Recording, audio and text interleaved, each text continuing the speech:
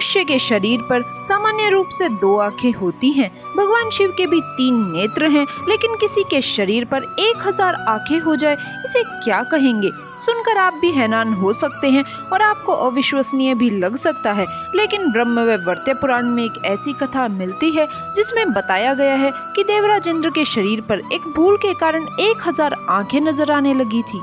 कथा के अनुसार एक बार देवराज इंद्र आकाश मार्ग से गुजर रहे थे।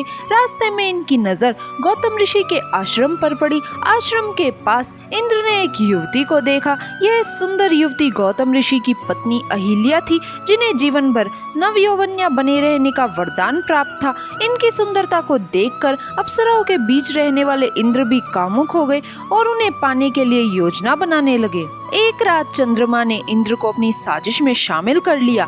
चंद्रमा मुर्गा बनकर आधी रात को बांग देने लगा। इससे गौतम ऋषि को लगा कि सुबह होने वाली है। ऋषि स्नान के लिए कुटिया से बाहर निकल गए। कुटिया के ओट में छिपे इंद्र गौतम ऋषि के जाते ही गौतम ऋषि का वेश बनाकर कुटिया में प्रवेश कर गए। अहिल्या को पहले तो गौतम ऋषि बने इंद्र पर शक हुआ, लेकिन इंद्र के छलावे में वह धोखा खा गई। गौतम ऋषि को भी नदी पर जाते हुए एहसास हुआ कि शायद अभी रात बाकी है और वह बीच रास्ते से ही कुटिया की ओर लौट चले।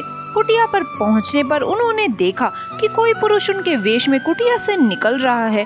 गौतम ऋषि क्रोधित हो गए और उन्होंने अहिल्या की कोई बात सुने बिना उन्हें शिला बन जाने का श्राप दे दिया और कहा कि जब तक भगवान राम के चरण तुम पर नहीं पड़ते, तुम शिला बनकर यहीं रहो।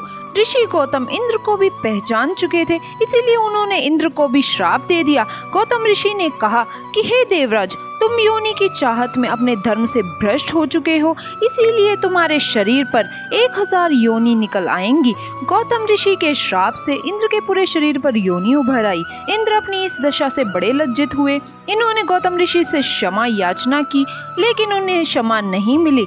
इसके बाद देवराज इंद्र ने भगवान सूर्य की तपस्या की।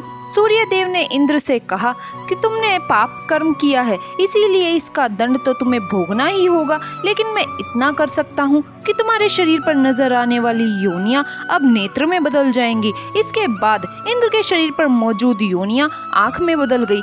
इसीलिए कहा जाता है कि इंद्र की हजारों आंखें हैं, जो उनके दुष्कर्म और धर्म भ्रष्ट होने की कहानी कहती हैं।